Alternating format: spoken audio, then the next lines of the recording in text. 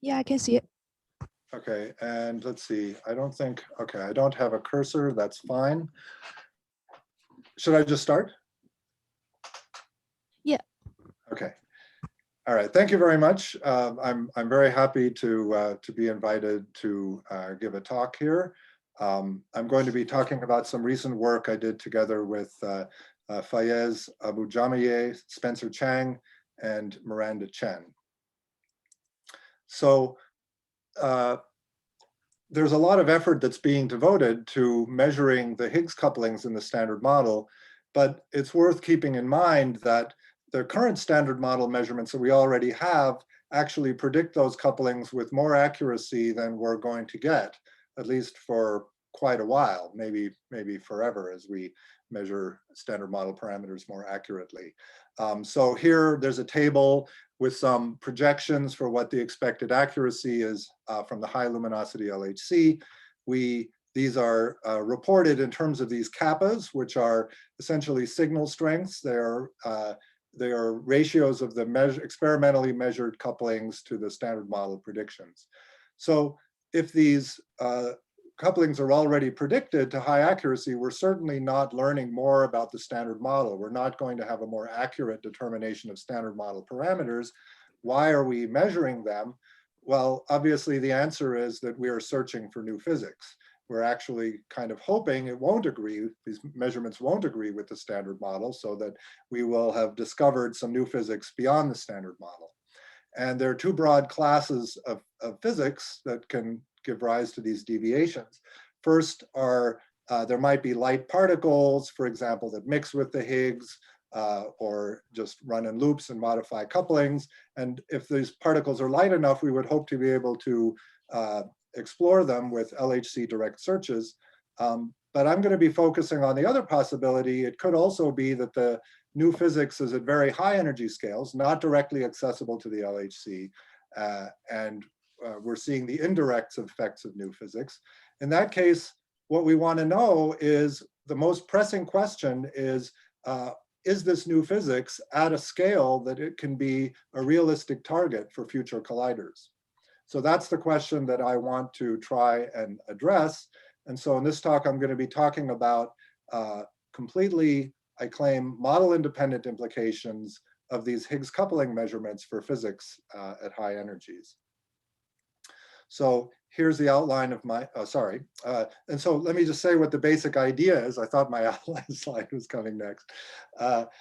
What is the basic idea? The basic idea is very simple. The standard model is the unique UV complete theory that has the observed spectrum of elementary particles. Okay, so when I teach the standard model, that's what I tell my students. You know, we just write down the most general theory that we can containing these particles and, you know, consistent with UV completeness, renormalizability, and so on.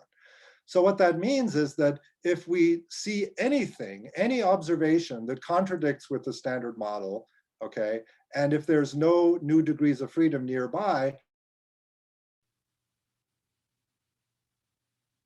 then there have to be some scattering as long as there are no new degrees of freedom and eventually violate unitarity.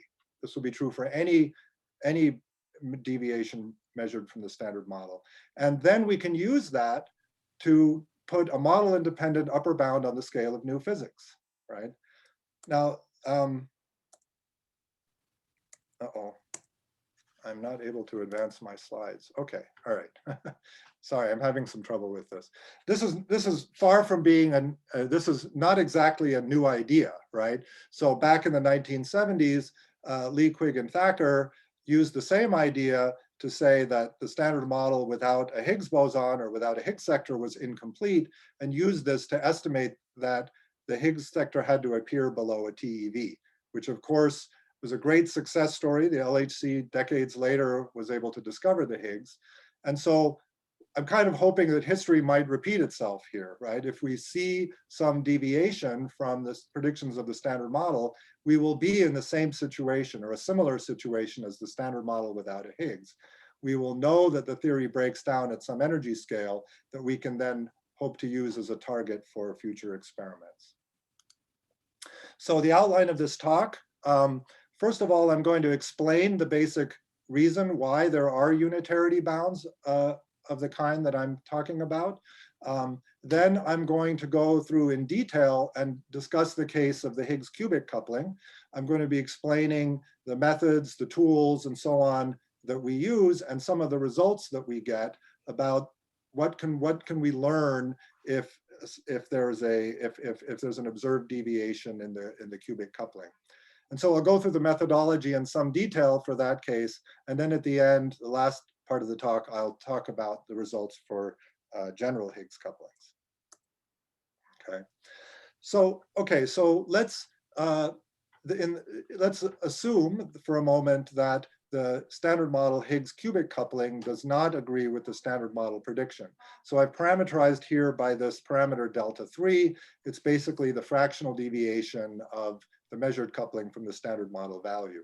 So this is a cubic coupling. It seems like that is a relevant coupling, a coupling that gets weaker at high energies. How can this lead to high energy unitarity growth? Well, the idea is, let's look at something like 3 to 3 longitudinal gauge boson scattering. Not exactly an experimentally promising process, but something we can think about as theorists. And the first diagram that you see for that, you see that it involves the Higgs cubic coupling. And the way that this works is that that diagram by itself actually grows with energy faster than is compatible with unitarity. But in the standard model, there are other diagrams involving, for example, gauge boson exchange. And because of the relationship between the Higgs cubic and the other couplings, the high energy growth cancels. Just like it does in WW scattering, we have a similar story there. And so the same thing happens here. But now if the Higgs cubic deviates from its measured value, that cancellation of the high energy behavior is ruined. And so it turns out that the leading behavior I get is energy growth as E squared. So I should say that the amplitudes that I'm talking about here are dimensionless partial wave amplitudes. So you may be worried about dimensional analysis, but these are partial wave amplitudes. They're generalizations of partial wave amplitudes to higher numbers of particles, okay? So if you say, well, okay, that's great. So if I can do 3 to 3 longitudinal scattering, why not more particles? So if I look at 4 to 4 longitudinal gauge boson scattering, there is indeed a diagram that depends on the Higgs cubic, but there's also a diagram that depends on the Higgs quartic, right? And so its high energy growth is actually faster. It goes like e to the 4th, but it depends on a linear combination of the cubic and the quartic coupling. But the quartic coupling is experimentally very unconstrained. So if I've only measured a deviation in the cubic coupling, I can't really conclude anything about the 4 to 4 scattering amplitudes without making some kind of theoretical assumptions. And the whole point of what I'm doing is that I don't want to make any theoretical assumptions, no matter how reasonable. Actually, you'll see, I'll try to make the assumptions that I do make very, very precise. But I hope that you can see from this presentation here that from these diagrams that the only thing I need to calculate the coefficient of that E squared growth there is the measured value of the deviation of the Higgs cubic coupling. Okay, so I don't need some EFT power counting. I don't need any of those things. And this is why the bound that we're getting is going to be model independent. Okay. Okay, so, but now I'm going to have to do I'm going to explain this in more detail, exactly what is meant by model independent. And here I'm giving some highlights of that, which I'm going to be explaining. First of all, I'm going to be marginalizing over infinitely many unmeasured couplings. I'm not going to assume that Higgs to the 18th doesn't matter. It's just unmeasured. It can be any value compatible with experiments. Okay, and the bound is just going to depend directly on the experimentally measured couplings, and I don't have any kind of power counting or effective field theory truncation that I need to do. Okay, so how do I parameterize the new physics? So I'm going to be talking about this just in terms of the Higgs field. So here little h is the physical Higgs field. So this is a kind of a HEFT-like basis, okay? I allow all possible couplings. I don't have any a priori power counting, okay? And here I've just written the terms up to, on the second line, up to cubic order in little h, okay? And I have, however, as conventionally in effective field theory, used integration by parts and field redefinitions to make it so that the derivatives actually do count powers of energy, right? So I've eliminated things that involve box, which are not growing with energy, but just turn into m Higgs, okay? Now, I do not want to calculate the thousands of diagrams that go into these processes involving 6 or 8 or whatever external lines. And so we're going to be using the equivalence theorem to make the calculations manageable, all right? And the idea here is that we can go, in the previous slide here, you can think of this effective Lagrangian as being written in unitary gauge. I only have the physical degrees of freedom in this Lagrangian, but the equivalence theorem then tells me that the leading high energy behavior of longitudinal vector boson scattering is given by the amplitudes of the Eaton Nambu-Goldstone bosons. So I need to restore those by going from the sort of unitary gauge description on the previous slide to renormalizable gauge. And for the standard model part of the Lagrangian, that just means I write things in terms of the ordinary Higgs doublet. And then for this new physics part, my little h can be written in a gauge invariant way in terms of this parameter x, which can be expanded in powers of the Goldstones, okay? So here we're expanding around little h equals 0. So everything is, we're not worried about what happens in the electroweak restoring part of we're not worried about what happens when electroweak symmetry is restored. Okay, so now you can just algebraically expand out. So the Higgs cubed coupling turns into this x cubed, okay, and you get an infinite series of terms for that, right? And these terms are just contact terms, okay? They're just contact terms of scalars, and they're non-renormalizable. They are arbitrary powers of G and H. G are the Goldstones. But only certain of those terms are model independent in the sense that, remember, I'm allowing an arbitrary Higgs quartic and quintic and whatever, okay? And those, only these terms in orange are uniquely specified by specifying x cubed. So that's how this algebra knows about the fact that, for example, 4 to 4 gauge boson scattering is sensitive to the quartic, right? You can see that in the x to the 4th line, right? There's a g to the 8th term in the 2nd line that tells you that, okay? So now with calculating these amplitudes and the equivalence with the equivalence theorem is sort of child's play because these are just contact terms of scalars. This is just, so it's a phi to the 6 interaction. The claim is that the leading growth of all of those 6 to 6, 3 to 3, sorry, scattering amplitudes is just given by some scalar g to the 6th term. Okay. So then we can just ask, okay, so when does that thing violate unitarity? And because I don't have time to explain everything, I'm not going to explain in detail what these partial wave amplitudes are. This is done in great detail in our paper. But if I just look at those model independent terms that I circled in orange on the last slide, the most sensitive bound indeed does come from 3 to 3 gauge boson scattering, and normalizing to the current limits on delta 3, the scale of new physics is about 5 TeV. Okay, so I think this is interesting. I think it's interesting that current experimental constraints still allow, they still allow physics that's new physics that's quite nearby, and that, if there's still a lot of room to see a deviation that would still imply physics that's low enough to be interesting, okay? And something that I think we have not done, but something I think would be very interesting to explore is that if we have certain types of deviations, is there anything like a no-lose theorem, maybe for future colliders, for uncovering the physics that gives rise to that? Okay.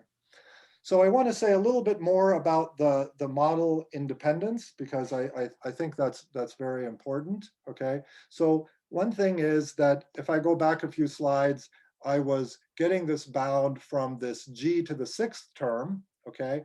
But there are also terms with any number of additional derivatives, okay? And I want to say that I'm not making any sort of an assumption that they're small, but I have apparently neglected them. So what's going on? Well, what's going on is that if they do contribute in a significant way to the high energy growth, I get an even stronger bound. So I'm being conservative by assuming that this g to the sixth term actually dominates the bound. And you can see that parametrically. If I assume that the bound is dominated by this term with 2n derivatives, okay, then what I have to do is I have to match the observed deviation at an energy scale of order m Higgs to get that coefficient. And then I have to extrapolate that to higher energies using a higher energy growth. So I will get actually a parametrically stronger bound, okay? So that's why I don't need to do any power counting for higher derivative term, because the most conservative bound always comes from the term with the fewest derivatives. Okay, so that's one point, okay? Another point that's kind of interesting is that I took the bound just from the g to the sixth coupling, but actually it's possible that if I consider the complete set of couplings, I might get a stronger bound. And the reason is that even though the quartic coupling, for example, is not experimentally constrained, it is constrained by unitarity violation. If I want my theory to be unitary up to this, up to the scale of around, what did I say, 7.5 TeV, right? If I want that, then that limits the quartic coupling, okay? And so there are actually, the full system actually has an overlapping set of constraints, and it's possible that in marginalizing over all the unmeasured couplings, I could get a stronger constraint. But we can limit that possibility by just considering a particular scenario, which is just SMEF dimension 6, okay? And so we can see in this graph at the bottom, we can see that that all of those infinitely many unmeasured couplings cannot really change the bound very much, okay? The band around that prediction is just gotten by varying the unitarity violating amplitude by a factor of 2, so taking into account some measure of the uncertainty. And you can see that the high luminosity LHC and a future 100 TeV collider will be able to explore scales of new physics, while the high luminosity LHC will get up to around 10 TeV. Okay, so if a significant deviation from the standard model expectations at the high luminosity LHC may tell us that there's physics below 10 TeV in a model independent way. Okay, I'm running out of time, but I think I'm going to finish on time. So another interesting aspect of these unitarity bounds, which shows this interplay between the different couplings, is that if this unitarity violating scale is high enough, then we would expect that SMEFT would be a good description, right? Because these kinds of counterexamples to SMEFT, for example, the ones that were talked about in Nathaniel Craig's talk, you cannot decouple them. They're sort of by definition non-decoupling physics that you can't take to arbitrarily large scales. So dimension 6 SMEFT makes a prediction. It predicts the deviation in the quartic coupling in terms of the deviation in the cubic coupling, okay? And what we can see is that unitarity alone is enforcing that condition. So in this plot, let's look, for example, let's look at delta 3 is 1. That's the second curve from the top, okay? And this epsilon 4 is the fractional deviation of the quartic from its dimension 6 SMEFT prediction, okay? And the point is that if you make that epsilon 4 too large, then the quartic coupling will violate unitarity before the cubic coupling does, okay? And so given the fact that if you assume that the energy scale where new physics appears is high enough, you get a quantitative bound on how good the dimension 6 SMEF prediction is. But I'm not assuming SMEF. This is just purely unitarity is giving me this. Okay.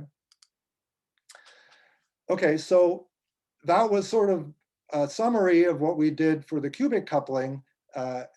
We can also do this for the other Higgs couplings, okay? And the story is the same. We write down a whole bunch of operators, in principle, all of them, in a HEFT-like basis in terms of physical degrees of freedom, okay? And then these, because they're deviations from the standard model, they're amplitudes that grow with energy, and we can find the unitarity bounds on those. And again, what we're seeing is that for example, if we look at the graph on the left is for the HVV coupling, okay, and the most sensitive bound here is just vector boson scattering, okay, so this is not going to come as a shock to any of the experts in the room, right? But quantitatively, it's interesting that the current bounds are probing scales of new physics of around 3 TeV, but we're going to get up to 5 or 6 TeV at the HL-LHC, okay? And so again, you can do these SMEFT without SMEFT type bounds. You can see that as the scale of new physics get higher, you get driven to the SMEFT predictions. And these are the predictions for the couplings of more than one Higgs, say, to the top or to the VV, okay? And I think this is maybe the most important message here is that this is really, I think, giving a hopeful message for the improved precision that we're going to be getting, that we expect to get at the high luminosity LHC.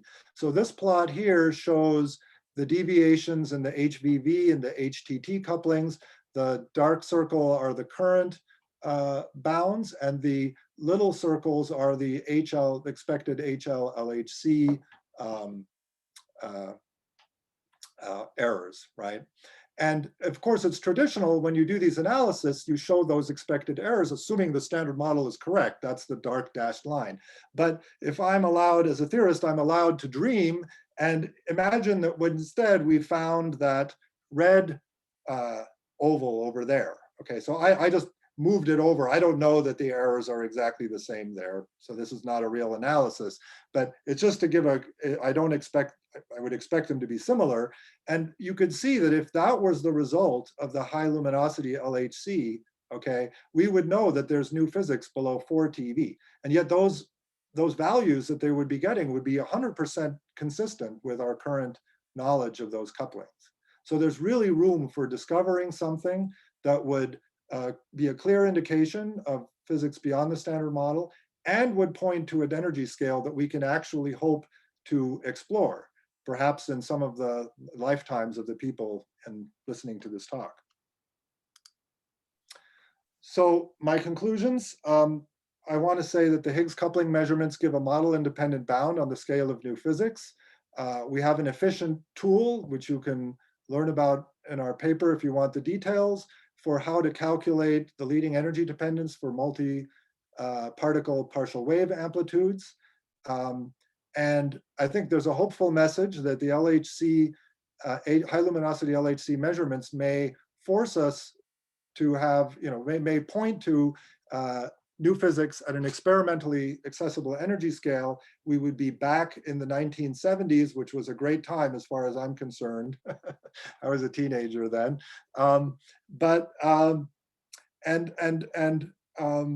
Yeah, that's the main part of my message. As far as future directions go, I think it would be very interesting, even though a bit premature, but hey, we're theorists, we're cheap labor, right? To think about whether there might be some new no-lose theorem for some of these coupling constant deviations that we can hope to observe. Thank you very much. Thanks a lot. All right, so do we have questions from the room? Okay, there is one, just 1 minute. Hi, can you hear me? Yes. Oh, okay. Thanks for the interesting talk. Maybe I have a little bit technical question. So if I choose the nonlinear parameterization of the Goldstone degrees of freedom, of course, when I expand the square root of h dagger h, it seems that there's no interactions between the Higgs and the Goldstone degrees of freedom. But I expect also that the kinetic term will be rather complicated, right? So how do I see the interactions, and how does the whole story work if I choose the nonlinear parameterization? So this is my question. Yeah, thanks for the question. I mean, we chose the parameterization that we did for a very good reason, which is that we know that there is no high energy growth in the standard model, right? And so we wanted to make that manifest. So we used a linear parameterization of the Goldstones. So if you use the nonlinear realization of the Goldstones, we believe, based on general theorems about field redefinitions, that the physical results you get should be the same. But you'll be in a world of pain, because now just the standard model diagrams will have large cancellations in them. Okay, so is there any specific justification for this point, or it is just only an argument? I mean, well, so well, I mean, we think we have identified a way of doing the calculation that makes it as simple as possible, and it is what's manifest in this parameterization is that the high energy growth comes entirely from the terms that go beyond the standard model. Because in this renormalizable gauge and in the linear realization of the Goldstones fields, in that realization, the standard model does not contain any interaction terms that seem to grow with energy, like higher powers of the Goldstones, more than 4 powers of the Goldstones, for example. yeah, okay, so so here you say that the energy growth mainly comes from the deviation from the standard model, right? Entirely. In the other way, it might involve more derivatives. So yes, right. Okay. Right. Well, let's okay, see. thank you. Yeah.